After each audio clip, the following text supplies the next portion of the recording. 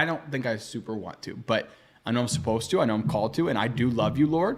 So because I love you, I'm going to do what you've commanded me to.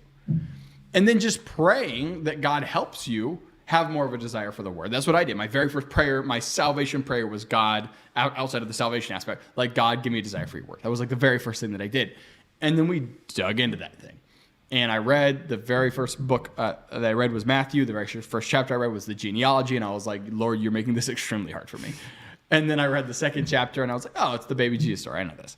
And then it was like, and then I got to Acts 3. And immediately when I got to Acts 3, I was like, Matthew 3. I'm like, whoa, there's some stuff in here that I'm not familiar with. Let me look some stuff up. And in looking stuff up, I learned more. And I was like, oh, that's sick. And now I know what a Pharisee is. And then after that, I kept reading. And I was like, whoa, what's this like, cut down this, burn it up in an unquenchable fire stuff that is talking about in Matthew 3. And then I learned more.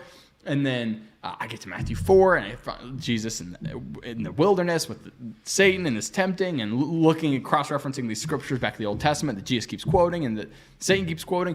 And next thing I know, I'm 20 chapters deep into Matthew, my second day reading, and I'm like, oh, this is cool. I didn't even mean to do this, and I did it anyways. But again, it came out of the love for the Lord first. It did not come from me doing this thing where I'm just trying to do better or something like that. I didn't want to at first, but I was like, Lord, and I trudged through day one. Day one sucked. It was not fun. Just being honest.